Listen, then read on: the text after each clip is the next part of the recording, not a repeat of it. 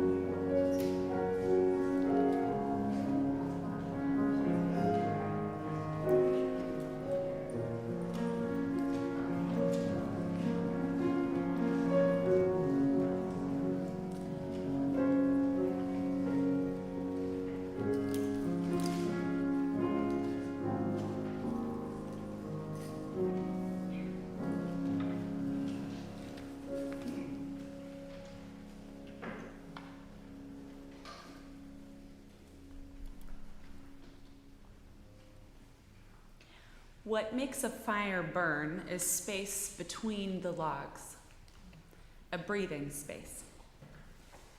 Too much of a good thing, too many logs packed in too tight can douse the flames almost as surely as a pail of water would. So building fires requires attention to the spaces in between as much as to the wood. When we are able to build open spaces in the same way we have learned to pile on logs. Then we can come to see how it is fuel and absence of the fuel together that make fire possible. We only need to place a log lightly from time to time. A fire grows simply because the space is there, with openings in which the flame that knows just how it wants to burn can find its way. Come, let us worship together. Good morning. Welcome to worship at the Unitarian Universalist Church of Greensboro, North Carolina. I'm the Reverend Sadie Lansdale. I'm the minister of this congregation. Unitarian Universalists believe that all people have a trustworthy relationship with the Spirit, with the holy, with what some call God, though we name it and know it differently from one another. And we believe that because we're all interconnected, nobody is free until we all are free. So we strive to build beloved community here on earth, in our fellowship with one another, and in our work for justice. Whoever you are, whomever you love, however you have found your way here, welcome. Leading worship with me this morning is Linda Sullivan, Luke Steichleather, our experimental director of music, and Max Goolsby on vocals. Max, we're so glad to have you with us. Thank you for being here. Some questions for everybody today. Should you have your phone on making noise? No. Should you take your mask off? No. Where are we singing? Outside. If you're joining us online, go ahead and say hello in the chat. If you're in the sanctuary, will you say hello to everybody joining us online by live stream? Take a minute and look around you at the wristbands of those near you. Just check in a little bit about everybody's comfort level. This is the way that we figure out how to gather and how to keep each other safe and respect each other's need for space.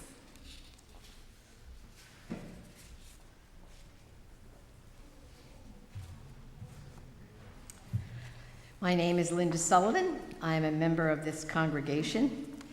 While we are saying the chalice lighting, Reverend Sadie will be the chalice lighter. Please join me in our chalice lighting words found in your order of service.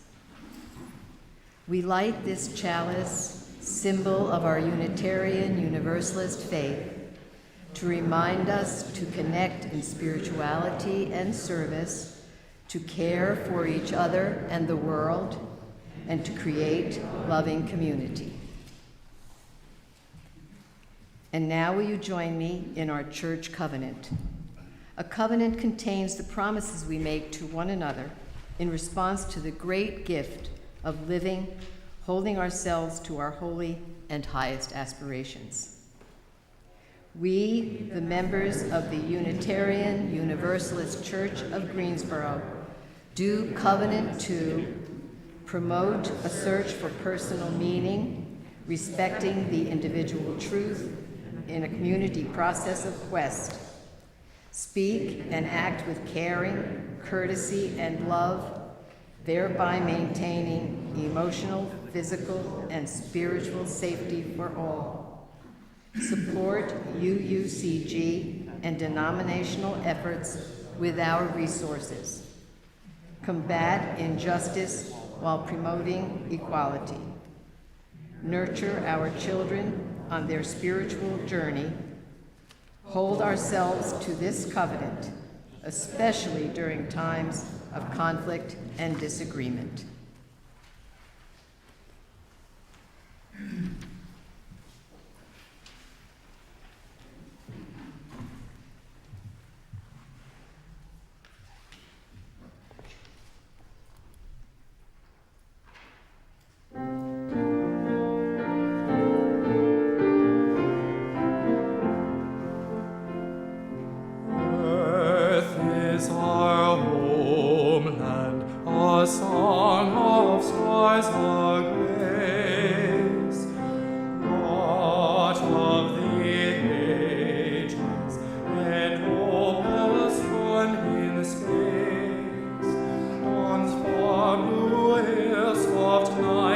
Time time still dark ocean depth would store, for gifts sublime that hallowed time will sing, making deep thanksgiving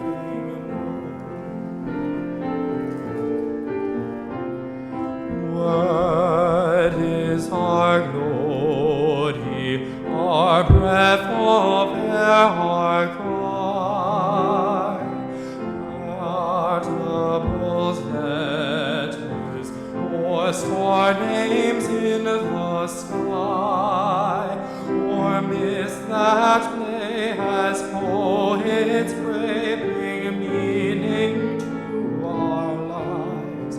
For every praise that holds our days will sing till the final day arise.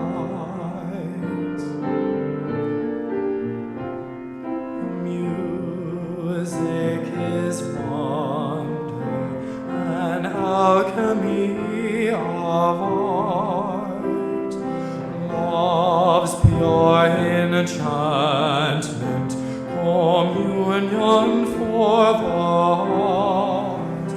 From chants to psalms, from jazz to Brahms, no soul may stay at rest. For starry choir in sky of fire will sing, joined with them in anthem blest. Hope is our high star, the certitude love brings. Silence our center, our living waters spring. No aching hearts, no self apart from whole and mystery. For gatherings of strengthenings will sing throughout human history.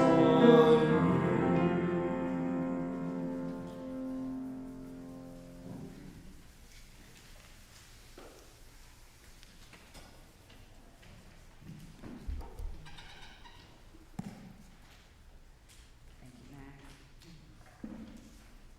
How beautiful it is to be together.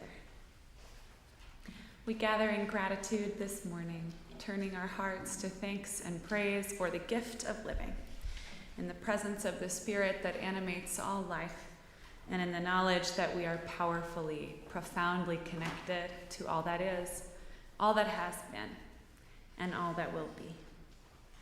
Please continue to email your specific joys and sorrows to be shared on Sunday. Instructions are in your newsletter for how to do that. At any time during our service, you can go to our joys and sorrows table and light a candle, a symbol of the ways our joys are magnified and our burdens are eased, knowing they are held in common. I invite you now to offer the names of those people on your hearts, living or dead, near or far, that this community might hold them in prayer and in love. You can type them in the comments if you're joining us online, or speak them now.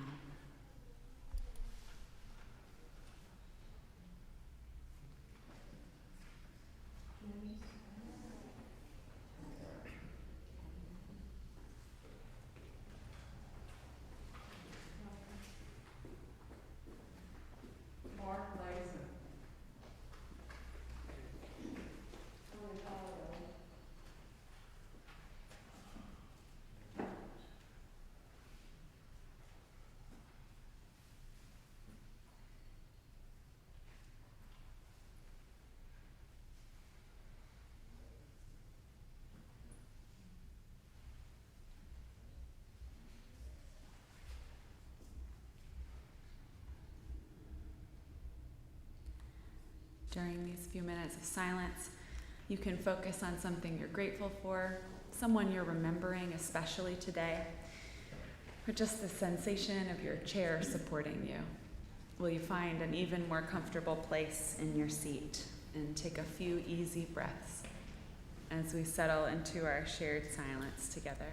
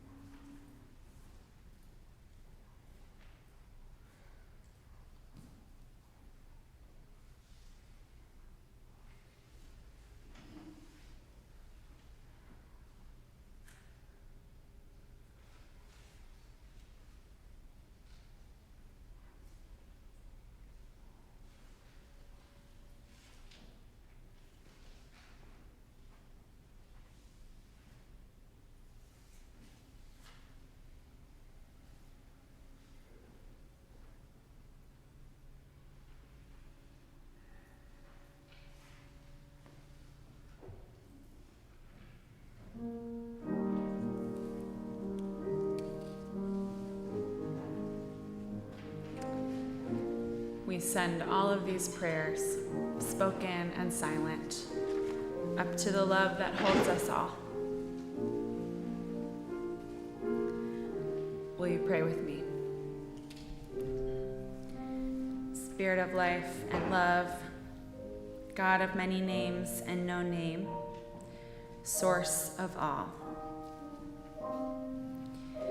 We know you in the change of the season, in the crisp morning and the sunny afternoon. We know you in the rise of the full moon. We know you in the slowing down of the garden, in the trimming back of the glory of leaf and branch. We know you also in the decay underfoot, in the smell of leaves that have fallen, and in the one last blaze of color before the end.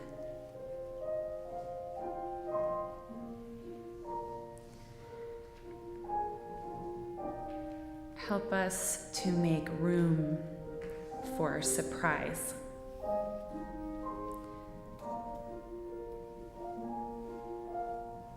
In the timeline and the calendar and the pressure cooker of living.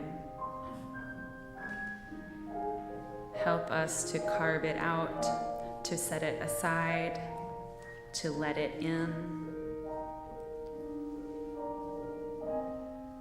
to set aside our doing, so that we can be shown.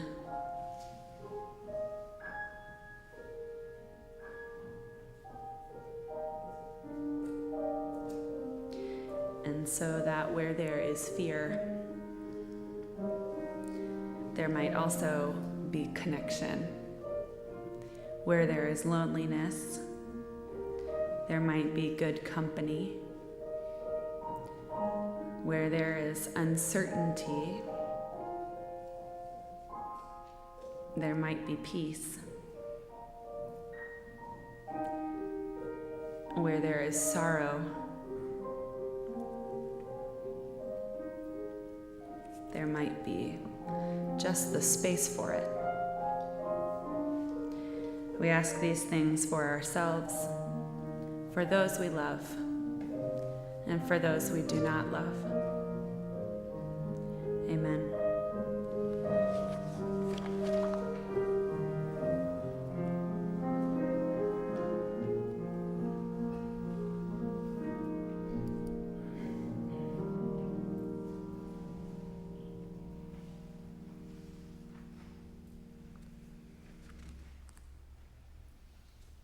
We sing the things we cannot say, our prayer and our yearning, our hope and our heartbreak.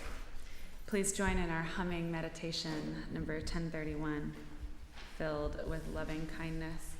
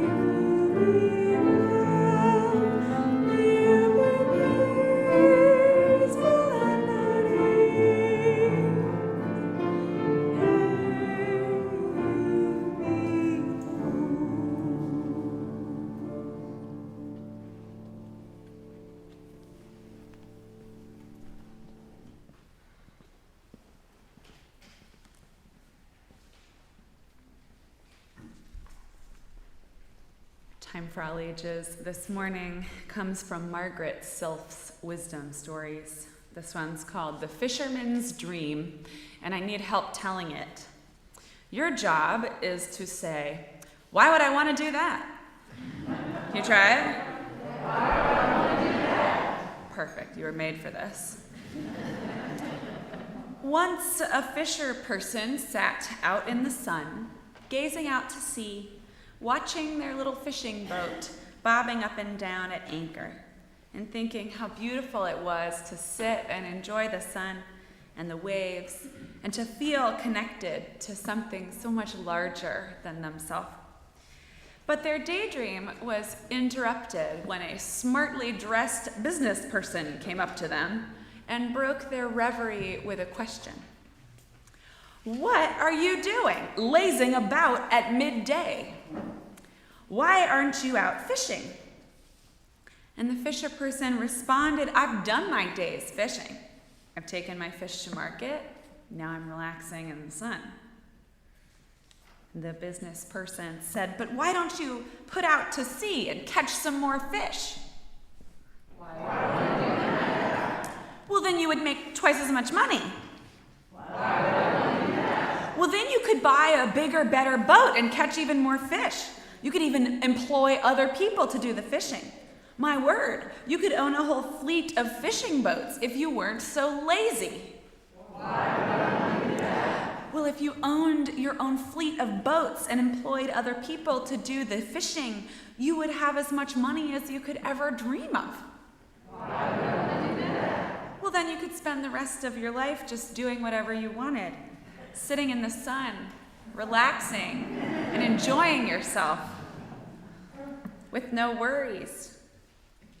Of course, our present-day problem of overwork is primarily one of the unaffordability of life and does not require merely an attitude adjustment. Nonetheless, I think why would I want to do that is a meaningful question for all of us to carry this morning and going forward.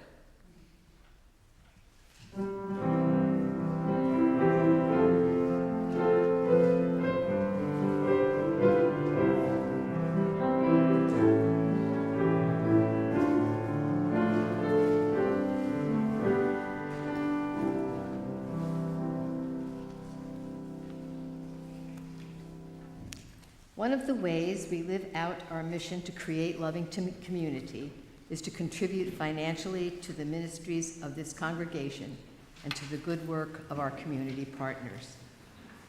We are sharing the plate with Carolina Abortion Fund. We know that without money, abortion rights are not enough. We know that it is mostly poor people and people of color who are denied access to appropriate care. And so we celebrate the blessing that it is abortion care, and we remember that a pregnant person is a life that matters too, not just the host of a future life. We recall that before the rallying cry was "My body, my choice," it was free abortion on demand without apology. To honor those brave people who paved the way for safety and dignity in reproductive care, we give generously.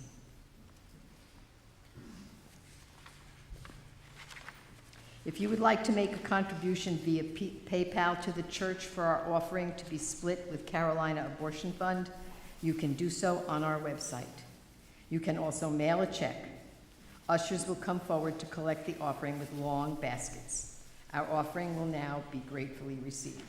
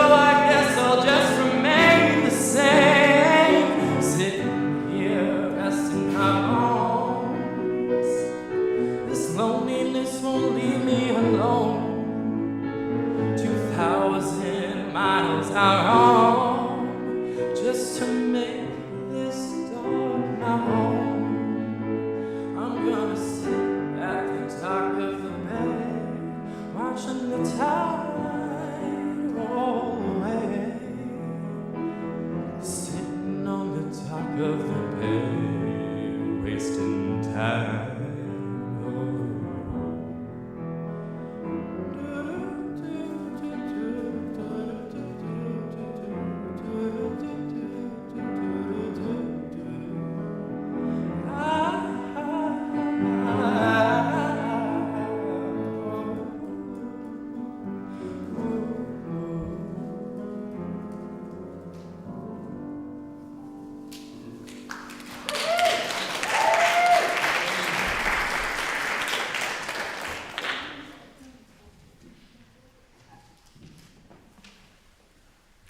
Today's reflection is from a reading of Jack Gilbert's poem, Failing and Flying.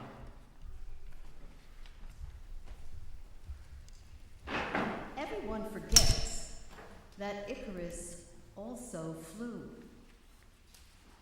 It's the same when love comes to an end, or the marriage fails, and people say they knew it was a mistake, that everybody said it would never work, that she was old enough to know better. But anything worth doing is worth doing badly. Like being there by that summer ocean on the other side of the island while love was fading out of her.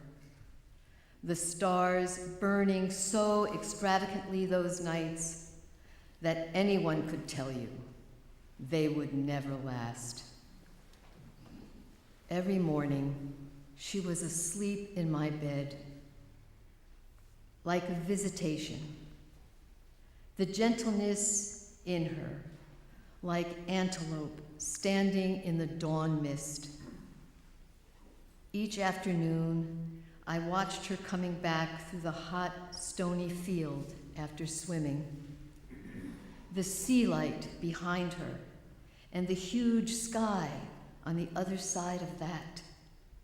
Listen to her while we ate lunch. How can they say the marriage failed? Like the people who came back from Provence, when it was Provence, and said it was pretty, but the food was greasy. I believe Icarus was not failing as he fell, but just coming to the end of his triumph.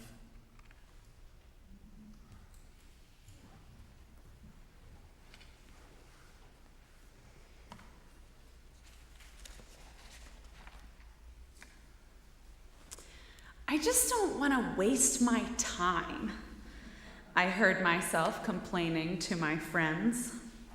I lived in New York in my 20s. I explored online dating for the first time. I just hate wasting my time. I was referring to dates that didn't go well, by which I mean, I guess, they didn't seem like they would end up anywhere. I've thought about this a lot in the years since then, about how easily I allowed the romantic element of my life, which I now believe to be mostly about joy and mystery and habit and splitting the grocery list,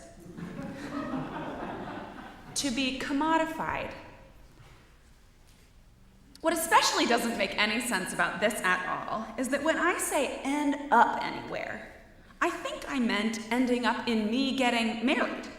But when I was 24, I was not at all looking to end up with the person I would marry. And I'm grateful every day for that decade of freedom and exploration. Nonetheless, my friends and I spent hours discussing if our romantic experiences were worth it or a waste of time. Now, much of my concern about if I was wasting my time or not, I think, was driven by a fear of vulnerability, a fear of which I was blissfully unaware. Some of it was also driven by my negotiation of casual misogyny. There are only so many times you can be told you're intimidating by someone you have a crush on before you start to wonder if there's something a little wrong with you. And of course, the standard fear of violence and violation that women who date men carry around with us. But I was so deeply afraid of wasting my time that I forgot to enjoy myself, to be curious about what I was learning and experiencing. And I think about this optimization drive, this urge to become efficient or productive in all areas of one's life. And I wonder what is being lost to us when we become consumed with it. How easily we have allowed the logic and language of the marketplace to infiltrate the logic and the language of our relationships. Was it worth it? I invested a lot of time. It cost me a lot. Even time well spent.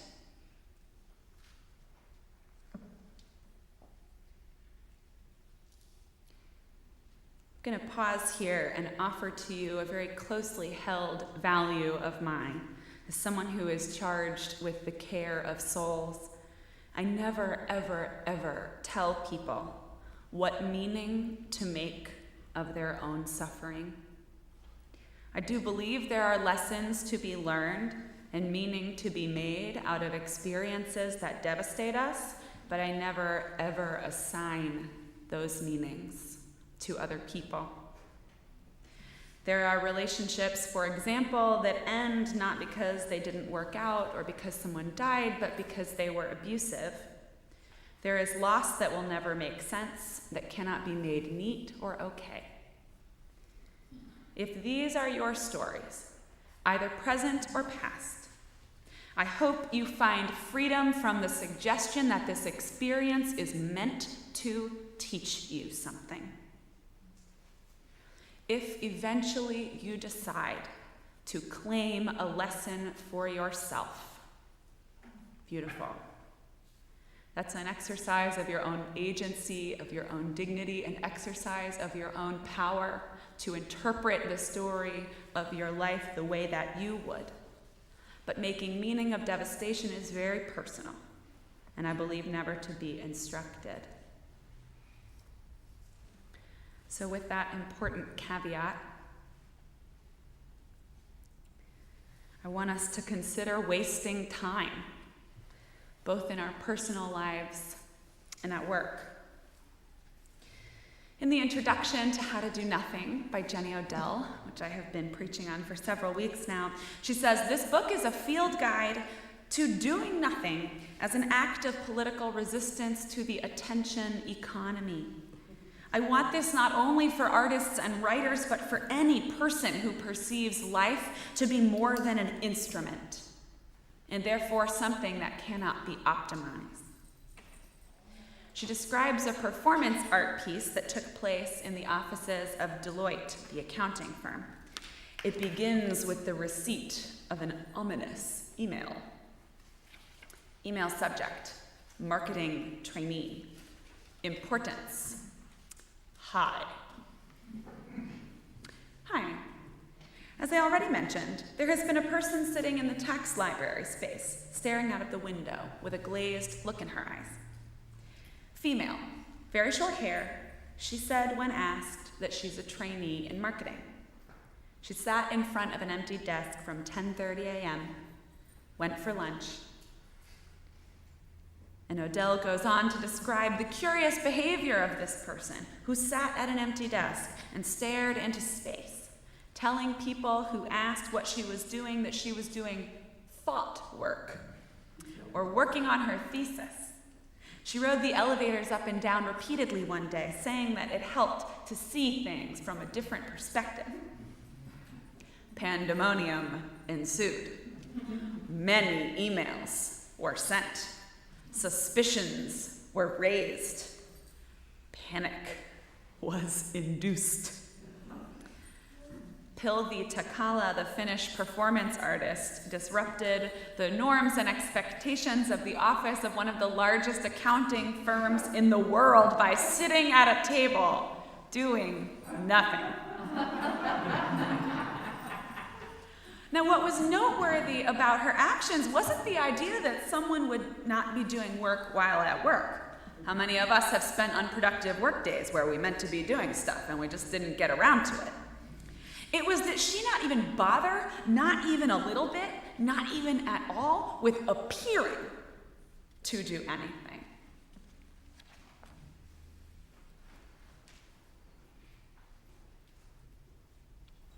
Perhaps you've heard that old rhyme, which I will paraphrase this morning.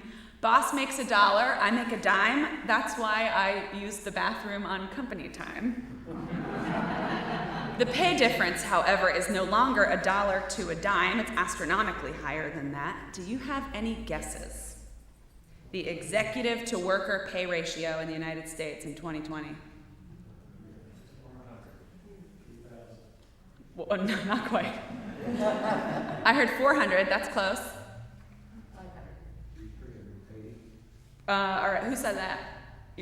Merritt, you might be the winner. 351 to 1. Discovered by the Economic Policy Institute in 2020. Maybe you've heard that nobody wants to work these days. Companies use language like understaffed, which serves to hide the reality that workers are fed up with unpredictable schedules, low wages, low or no control over their day-to-day lives, and soaring executive pay amidst it all. In the month of October, over 100,000 workers in the United States have walked off the job on strike. Due to childcare concerns, health fears, supply chain disruption, and the horrible fact that almost 750,000 Americans have died from COVID-19, there are more job openings than there are unemployed people looking for work. Labor power is on the rise. John Deere is one of the companies seeing massive strikes right now, and from an article by a labor writer named Jonah Furman, when you factor in the pandemic, being deemed essential workers, and in our case, having the company turn a record profit, the CEO giving himself a 160% raise and giving a 17% dividend raise, we kind of feel like we're left to kick rocks, said a UAW member at Iowa's Davenport Works, who asked for anonymity for fear of retaliation. White-collar Deere workers who are not union members have their own gripes. Deere cut hundreds of salaried jobs in 2020, forced some of the remaining employees into lower pay grades and contractor status, which among other things means you don't have to be paid benefits, according to these salaried workers. Now, hundreds of these workers find themselves working 12-hour days, 6 days a week, in jobs they're not trained for and did not sign up for. So white-collar workers aren't union members, but they are seeing firsthand exactly why the union is out on strike. In the case of John Deere, they are operating heavy machinery that they have no training in. Now, some of them are simply incompetent at this kind of work that isn't office work. I know that I would be.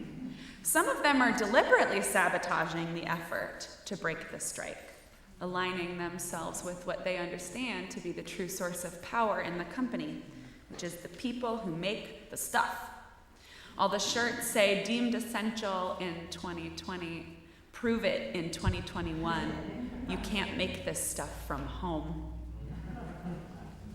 And all the while, company leadership is wielding the cudgel of the accusation of laziness on the workforce, crying shrilly about how kids these days are lazy, waving its hands dramatically, floundering against the rising tide of collective realization that actually we do not have to put up with this if we can walk off together.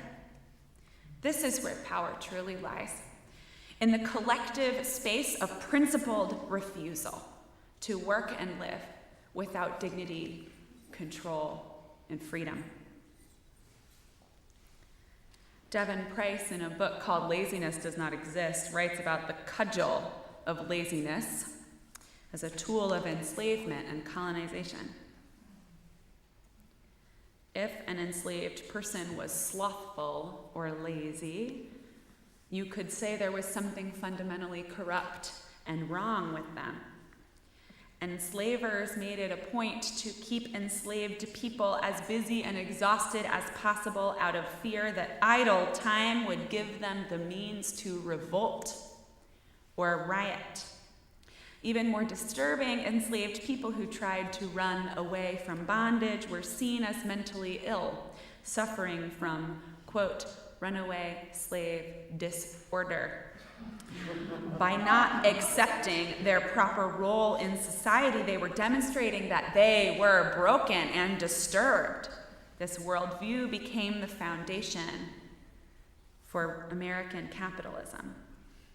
So the concept of laziness is used as a cudgel against the assertion of human dignity and human need.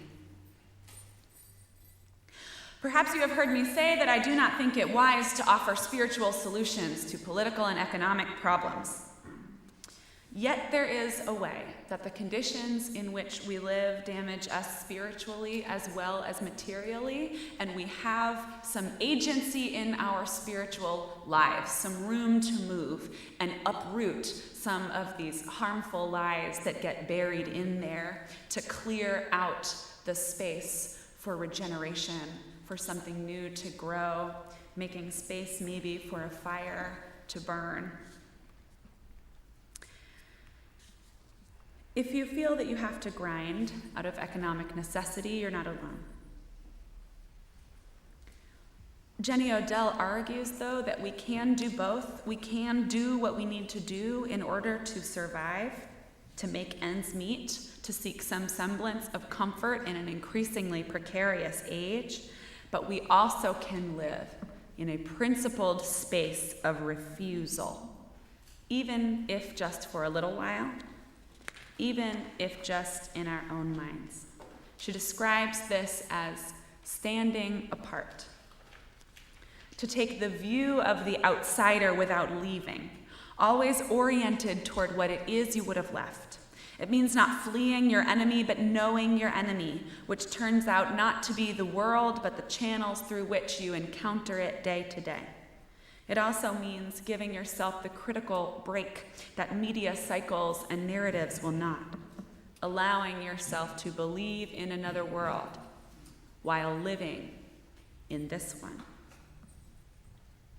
To stand apart is to look at the world now from the point of view of the world as it could be in the future, with all the hope and sorrowful contemplation that entails.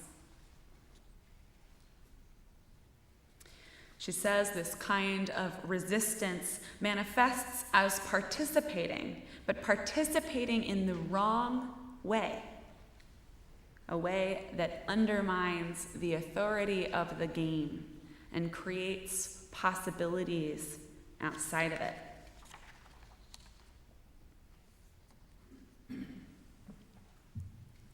Idle hands are the devil's something. Google says the devil's playthings, the devil's tool, the devil's workshop. It may interest you to know that the devil does not appear in the Hebrew Bible. Ha-Satan means the accuser, or the adversary, the challenger. He's sort of a trickster character, appearing in stories, often either doing stuff that God wants him to do, or doing stuff that sort of illuminates a lesson God is trying to teach. But there is no devil in the Hebrew Bible. There is only the challenger. So let us think not of the challenger as the big eternal bad guy, but maybe as the trickster. What if in reality the challenger, the accuser, is on our side, accusing the powers that be, the violent status quo, of sinfulness, or if that word is too charged for you to be useful, of wrongdoing and exploitation, violation of human dignity, because idle hands, idle time are the place where the Spirit breaks in. Idle time is the time of creativity, of revolt and revolution. Idle time is the time to enjoy yourself rather than planning out every second of your life or deciding that you know how your future is going to end up. Idle time is the time for daydreaming, falling more in love with the world that is, and dreaming up the world that yet could be. Idle time is the trickster's workshop.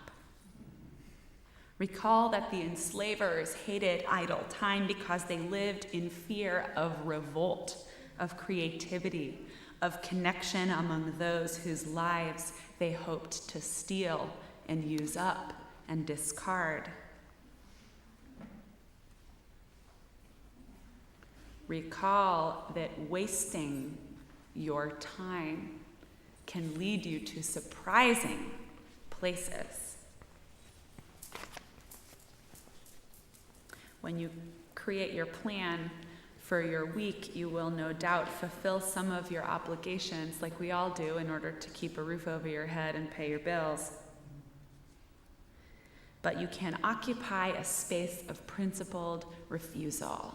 You can refuse to use the cudgel of laziness against yourself, especially now that you know where it comes from and what it was designed to do. And you can seek out the stories of those people who engage together in principled refusal. The idle time is the trickster's workshop. It's almost Halloween. If you can, carve out idle time. You can start first in your own mind. Seek the place where you are called beloved before you are called by your name, and don't be useful. Waste your time there. Seek the space beyond your plans and obligations, even if just for a moment, and waste your time there. Refuse to account for it.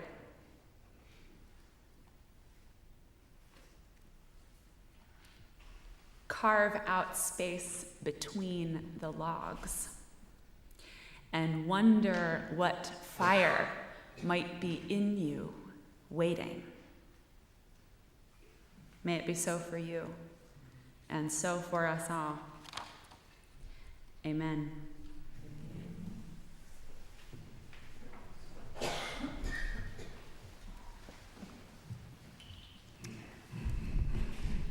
Will you join me in our chalice extinguishing words? Reverend Sadie will extinguish the chalice.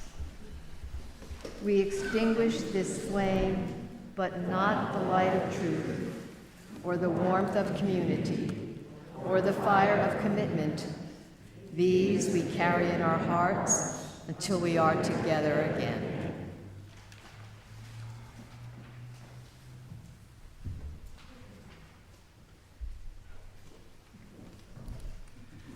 Thank you all so much for inviting me into your space tonight, and I just want to say y'all have a wonderful reverend. She's beautiful. All right, this is Blessings. When everything kind of goes to the ground, you have your blessings. That's what you have.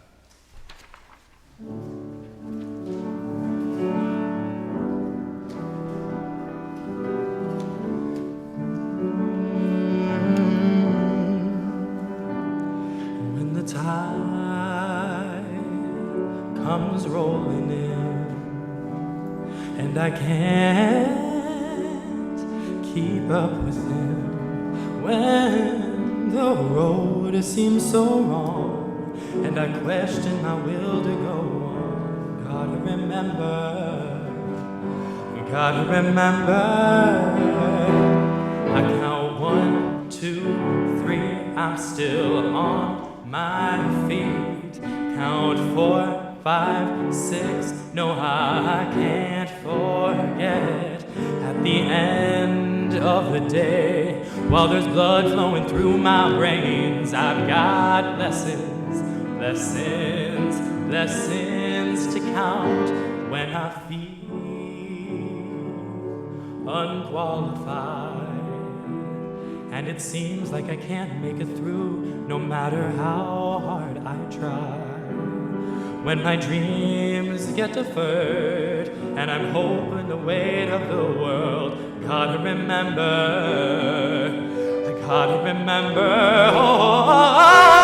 count 1, 2, 3, I'm still on my feet. Count 4, 5, 6, no, I can't forget. At the end of the day, while there's blood flowing through my veins, I've got lessons to count. I've got lessons to count on. I've got lessons to count. Oh, oh, oh. Da, da, da, da, da, da, da, da. Do, do, do, do, do. Oh, I've got lessons.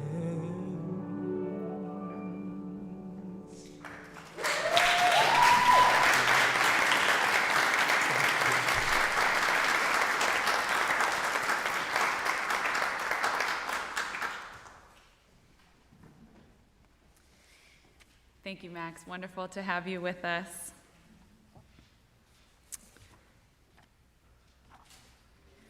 Our new member class is going to begin a little bit after 11:15. You have some time to eat if you brought food, and we'll have childcare during that class. The annual auction is November 9th through 13th, and on our website there is a page for the auction where you can fill out a form with all your donation ideas. I will be selling Unitarian Universalist indulgences. And I'm not going to explain any further. But you're going to want to bid on these.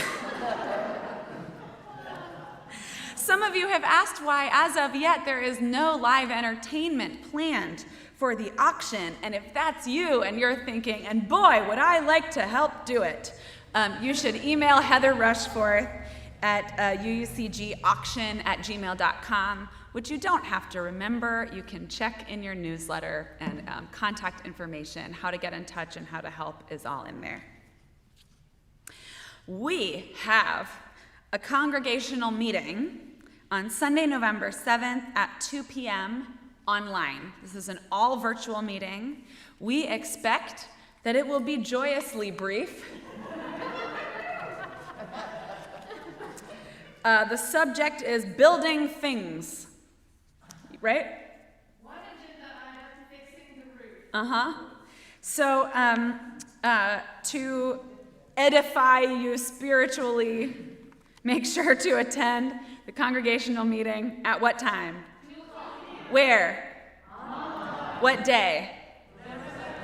That's not next Sunday, it's the following Sunday. Wonderful. Okay. Will you join me in saying goodbye to everybody who joined us online? It is so beautiful to be together, even this far apart, and wonderful to worship with you. Go in peace, go in love, go in joy. Seek connection and waste your time. Amen. We'll hear some music and go outside together, stand in our circle, and Luke will come out and lead us in Shalom Havarim.